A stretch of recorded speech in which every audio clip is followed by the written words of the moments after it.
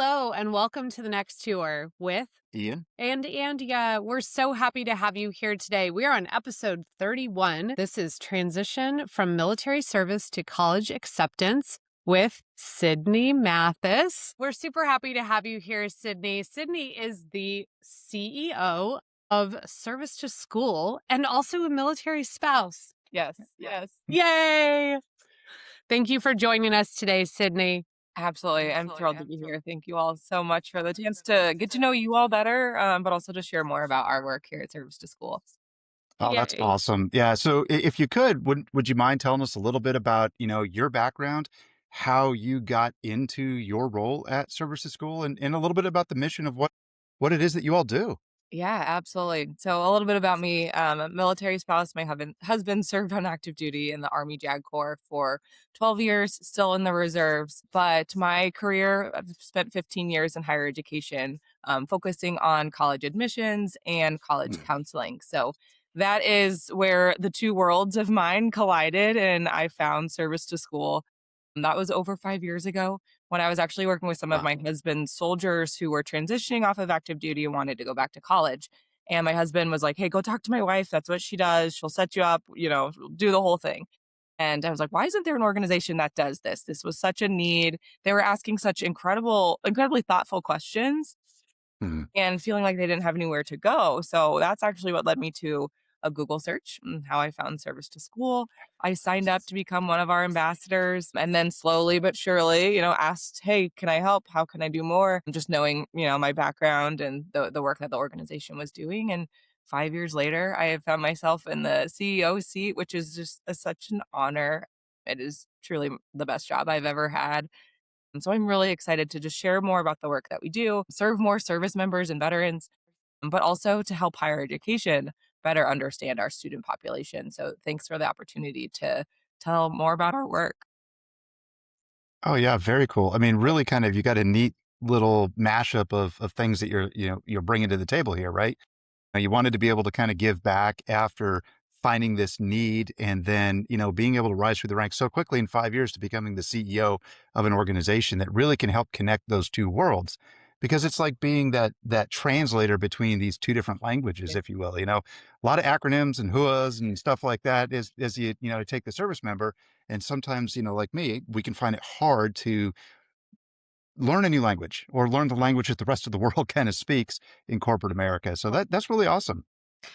Yeah, and higher education does also have its own language, right? So Mm. I'm also having to ask my husband a lot of acronyms that I see in my students' JSTs and, their community college of the Air Force transcript. There's still so much of the military that I don't understand. And then to imagine an admissions office has even less Mm. of an understanding of the military. So that's one of the unique positions Service to School has found itself in, is that we partner with 32 undergraduate institutions and 28 graduate programs when we work with the admissions office to better understand the military environment, and it provides additional context to the application, because I tell my students, "Hey, if I don't understand all of the jobs, the trainings, all the opportunities that you had, my colleagues in admissions reviewing your applications have even less of an understanding." So we really work with the service members, but also the admissions office to kind of bridge those two languages, if you will.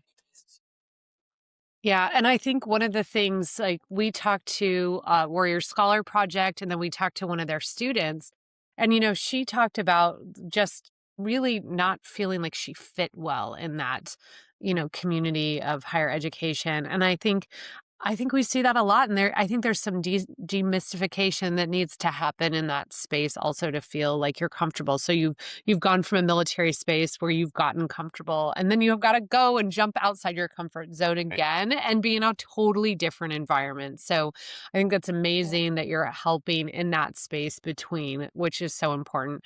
So speaking of other nonprofits in this space, can you tell us a little bit more about how Service to School differs, what you do helping military veterans and others in that space, and just kind of give us an overview of what you all do? Yeah, absolutely. So, at the root of, the mission here, we are helping service members and veterans navigate higher education at whatever point they find themselves with education in front of them. So, what we do is our staff here, for the most part, are all former admissions officers. We've all, for the most part, read college admissions essays. So, we have conversations with about 1,500 undergraduate pursuing service members and veterans a year. And so they have an initial conversation with our staff. We ask them questions about, okay, well, what are you hoping to do for a career? And we start talking about academic majors. We start talking about transition timelines. So, okay, if you are 2 years out from, transitioning, or if you are 6 months out, how does that line up with the admissions timelines, which, to be honest, they usually don't line Mhm. up. So then we're having that conversation with them, okay, of how can we plan to ensure that you have a seamless transition? So our staff is taking on kind of that initial onboarding call, giving them tips here and there. And then our staff pairs them with a ambassador. And so the ambassador is a near peer mentor. So we try and pair students up with someone that is either studying in a similar academic area, studying at a college or university that the student is interested in. So specific, and we can only pair them based on branch of service and MLS. But we really do try to make as meaningful as a pairing as we can, because that near peer mentor piece is huge when it comes to, can I do this? Can I see myself, really following through with this? So they're paired up with a professional admissions officer, former college counselor, and that ambassador to really walk them through the entire admissions process. Yeah. So we send monthly emails that tell them, hey, here's what you should be working on now. Here's some resources that we have. Here's some events that we're hosting. We host a virtual college fair specifically for military veterans and active duty service members. We bring in all of our partner schools. So all 32 of our partner schools are there to talk with them about pathways to their institutions. So, truly, throughout their entire transition into higher education, we are there essentially shepherding them, right, with the resources and the information they need to make informed decisions. That is truly the most important part of, I think, the work that we do is educating these individuals about how to make an informed decision as a consumer of education. So, that is really the bulk of our undergraduate program. We recently launched a wraparound support, which kind of extends that near peer mentorship piece now onto the college campus. So, what we were hearing from students was, they are uprooting their lives. Once again, as a military family, we're used to the quick move and packing our belongings up. But to do that quick move into an environment that you're not used to, right? Like we've moved to Hawaii, we've moved to DC, we've moved to Texas, and we've always found our people because there's usually always a military community where we're going, right? But when you think about these individuals that are uprooting their lives once again and moving to a college campus, there's not a lot of military individuals on a college campus. There might be dependents who are military connected, but a lot of college campus have a smaller veteran community, right? So we're connecting them with Yes. peers. Then once they do arrive on campus, they already kind of have that college battle buddy, if you will, someone they can say, hey, what's a good area where I can live? Or what are some classes I can take? How do I register for classes? So, really wanting to extend that support to ensure we aren't just helping the service member or the veteran gain admission, but now we're walking with them through into graduation and gainful employment on the other side because.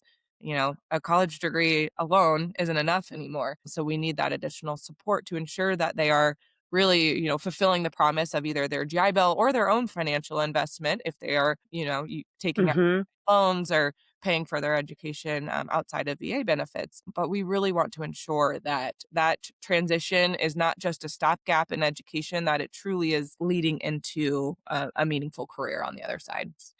Yeah, that's awesome. I mean, and we're not too far off having, both of our kids having gone through all of this. So, as you talked about the timing piece of it and things lining up, I think that's really neat that you highlight the fact that you really want to make sure that, every individual that you meet with has that ability to kind of work that plan and navigate that because it isn't easy. Getting No, through it's all of those not. different application pieces, the FAFSA, all the different things, are you going into Common App? Are you doing an individual one where that university or college is not part of that? And the list goes on and on and on and on. But what I also find really impressive is how you talked about, you know, staying connected with that individual as they get into the college experience. So it's not just like, hey, congratulations, high five, you're off and, into the big bad world, right? There's that piece that continues to facilitate. So I have two kind of follow-up questions about that. First, who exactly is eligible for your programs? Do they have to be in uniform and on service? Is it eligible to veterans and so forth? And then the second piece is, as you connect with these individuals that, are on the fence in this eligible pool of consumers, what would you say to them to get them over that threshold and actually sign up for your program? What's that big hook, if you will? Absolutely. So any active duty service member is eligible. And then any veteran who has a honorable discharge. Anything below an honorable, we will take a look at and review on a case by case basis. And most of our staff tend to take on those students just because there's a little bit more nuance in the essays and the storytelling. But that is really the baseline. So, like I said, we have So about a wide net. a Yeah. Yeah. very wide net. Yeah. Because, we understand also the transformative power of education. Someone could have made a bad choice at their life in some point, and now maybe they're trying to turn it around, and education is a journey in that. And so we don't want to necessarily deny anyone that, support when they are trying to maybe better themselves or they see themselves going down another path, but to be paired with one of our ambassadors, the ambassadors, as I said, near peer, they kind of they have their own, standards of what they're kind of looking for when they're supporting a peer through the process. But yeah, any active duty service member or veteran truly can sign up. And then, like I said, it's a case by case from there. If it's anything other than honorable. And then to encourage more individuals to sign up for our program, I mean, you have nothing to lose, right? Just sign up Mhm. because you can have a conversation, with one of our staff members and then realize, okay, maybe education's not for me right now. Or maybe the degree I thought I needed, I don't actually need. There's been Mhm. several service members who have signed up. One, for example, was already working in his industry, was incredibly successful. He's like, I'm happy here, but I'm looking around and looking at my coworkers and they all have a degree. And I'm like, well, don't just get a degree to check that box, right? Like if work is telling you in order to upskill or to be promoted, like, okay, then let's have a conversation there. But if you're already working in your industry and you're happy, just because your peers have a degree too, doesn't necessarily mean that that makes the most sense for you. Mhm. So anyone who even has a smallest thought of is college, for me at whatever point in this process, absolutely sign up because our team is well equipped to have those conversations.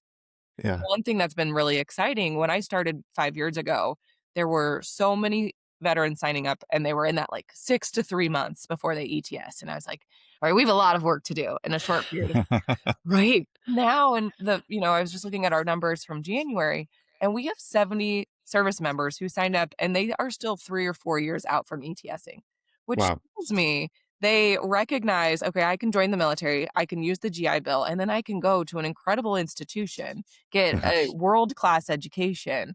And then, again, not that education alone is going to be the catalyst to the next, level, but they already see the value that the military can provide for some of these education benefits. But that also now gives our organization a much longer runway to work with them to say, okay, well, let's talk about tuition assistance. How can you Mhm. use that benefit to get some college credits? What classes should you be taking while you're on active duty that are going to set you up for maybe not a seamless transfer, because I don't think a seamless transfer is a thing in college admissions, but at least it gives us more time to build up, a narrative to help them think through, okay, if you really don't love what you're doing in the military, let's start talking about what you don't like about the job you're doing in the military and how can we start to, build a thread of things you might want to do when you get out. So that has been incredible. And I'm Yeah. just so excited for us to continue to see that pipeline of students saying, okay, well, I'm going to join the military, sign up for service to school, and then, I'll be able to pursue my education at the level that I want when I get out.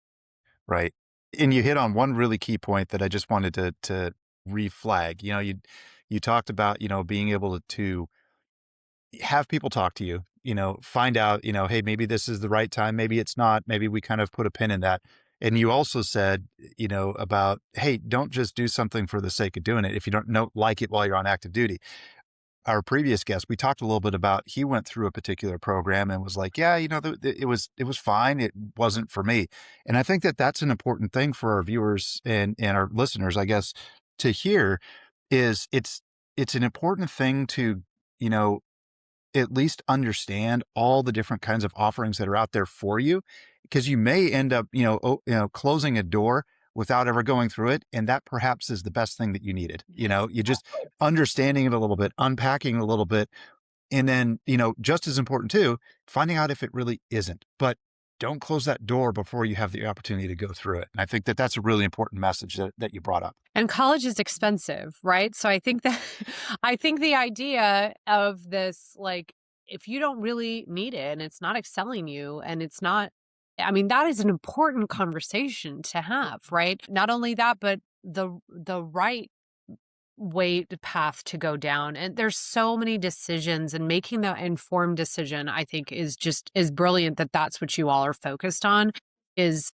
providing as much information as you can to really be sure that that is the most informed decision. And it's not to say that, like, you won't start college and then all of a sudden you change your major three Yeah, times. happens often. Yeah, often, right? And that's fine. That's part of your journey. It will always be part of your journey. But that also, like, there are things like I discovered when I was going to school that, like, oh, I didn't want to do that for the rest of my life. And then sort of took a turn later as well. But everything I went through and everything that built me into the person I am today from my education came with me. And I think that where, like, this guy was like, "Oh, I'm studying criminology and I'm gonna be a cop," and, like, okay, that made a lot of sense. Like, I figure. mine has been a little bit different journey, Yeah. but I think, all of that makes you the person you are. And I think that I love that. And you put a point on that as well, is but that helping through that entire journey. And then on the back end, that, like, career placement and moving to that next level. Cause that's really what it's all about. The Mhm. education in and of itself is great, but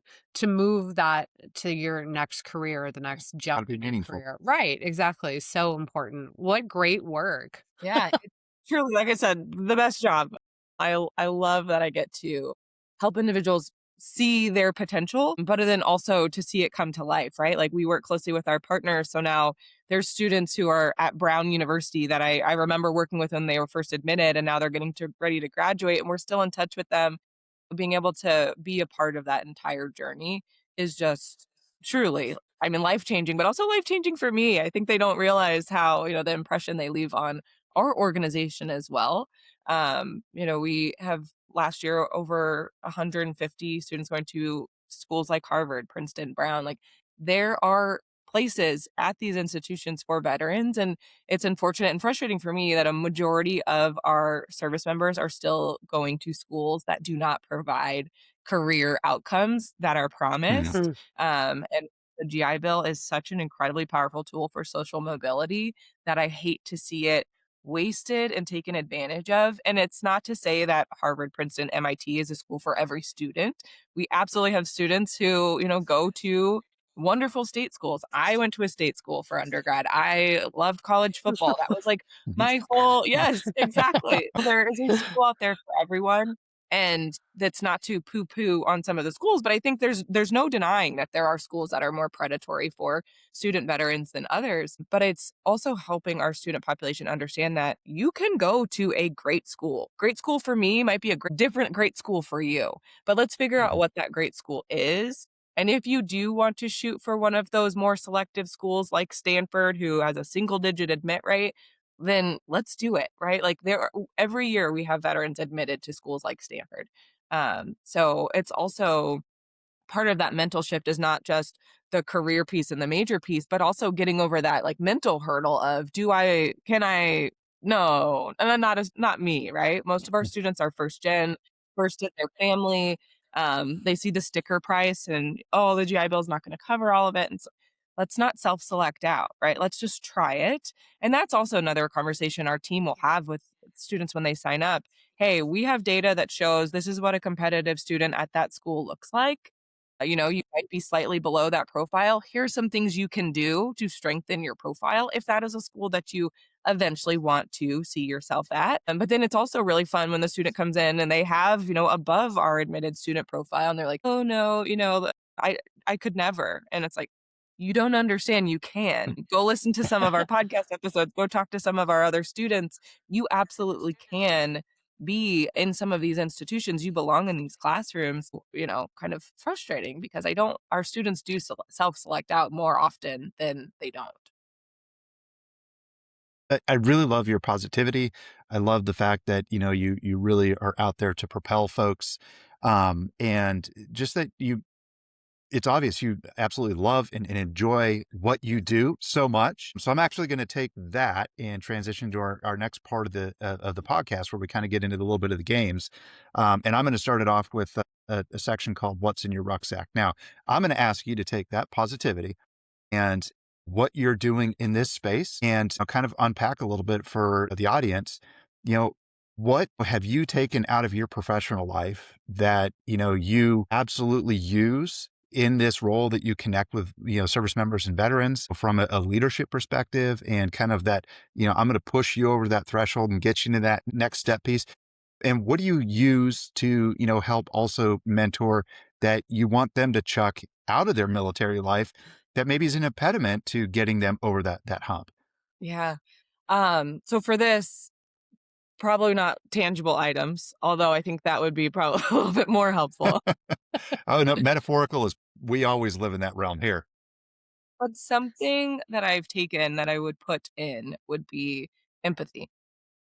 Mhm. Because the college admissions process, regardless of when you approach it, how you approach it, if you are the student that, has knocked it out of the park in community college, understanding that this is a inherently judging process, right? Mm. You are putting your best self forward and presenting it to an admissions committee to judge you.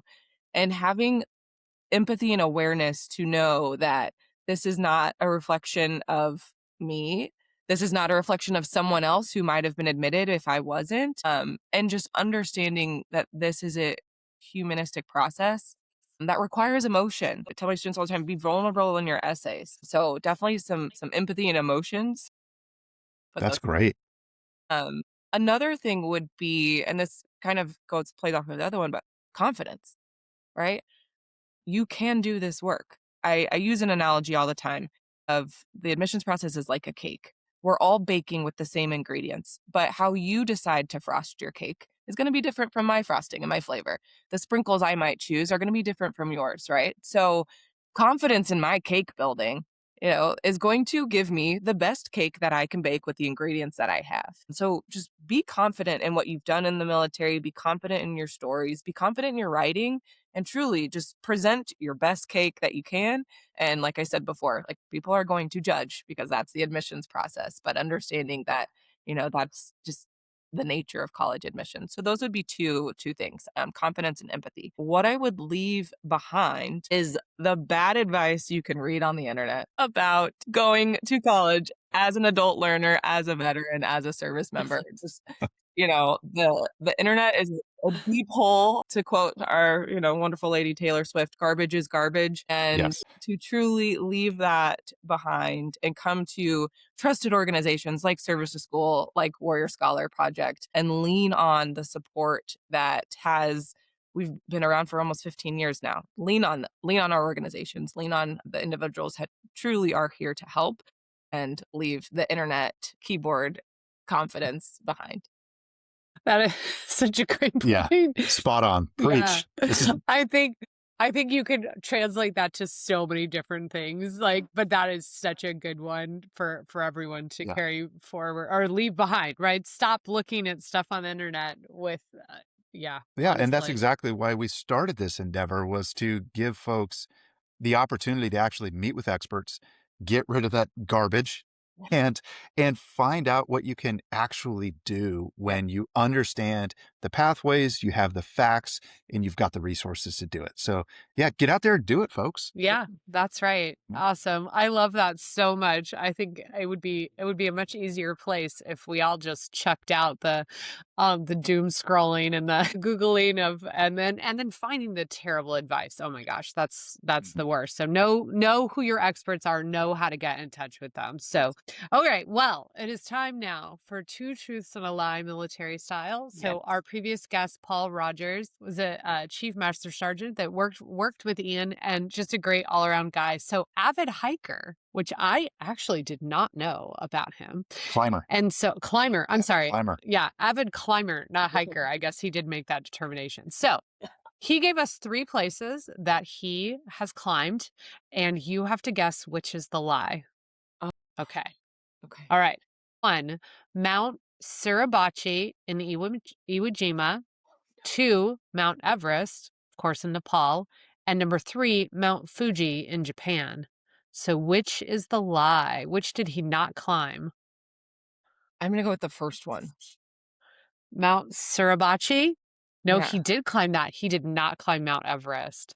He said he Oh, climbed in a plane over Mount Everest. So he see, technically sort of climbed it. yeah. Man, I feel like I see stories at once a week. Not that to like minimize climbing a Mount Everest, but like I've heard of people doing it. I know, right? That's crazy. I can't imagine. Well, I can't imagine really climbing any mountain. I'm good with a hike. I can have a little Yeah. bit of Sign elevation. me up for the hike. But yeah, well, at least you didn't say like Taipei 101, like the individual who just climbed that on Right. Netflix. Yeah. Uh, Yeah, yeah, it's crazy. climbing I is can't serious. imagine. Yeah. Really, Yeah. like my Yeah. palms sweat even thinking about it. Yeah. And I've seen that building in person. It is crazy tall. Yeah. I can't Yeah. believe that guy did that. Shout out to him. Insane. Okay, well, Sydney, Well, now it's your turn. So 2 truths and a lie military style. So share your 3 facts and we will reveal on the next episode which is the lie. okay. So t- to get started, um, I have taken a cruise that went around the globe. So one of those like live on a cruise ship Mm. for a long extended period of time. My family is avid cruisers. So we took a long vacation. I've always worked remote, so we hopped on that one. The other one, speaking of wild adventures, I have swam with cage shark diving twice, which was incredible. And then the other one would be that we went camping in the Australian outback when my husband was stationed over there. Wow. Those are all 3 We're very cool things. I Yeah. Can't adventurous wait for our next people. guest to try to see which one they can figure out is the lie in that one. And yeah, Yeah. we'll reveal that one on the next episode of the next tour. So, with that, Sydney, thank you so very much. This has been a blast and a lot of really excellent information out there. We will definitely share this all in the show notes and make sure you guys know how to get in touch with Service to School and find out more. Sydney, thank you so much for being here today. And as always, you guys can find us wherever you find your podcasts, our YouTube channel, and our website, thenexttourpodcast.com. And we will see you next time on the next tour.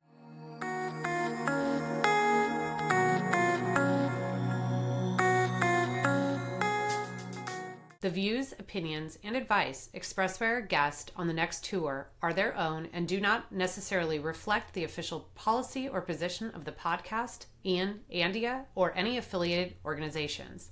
While we strive to provide helpful and accurate information, this podcast is for informational purposes only. We encourage listeners to consult with professionals or conduct their own research before making any significant decisions related to military transition or post-service life. The content is intended as guidance and personal perspective, not as official advice.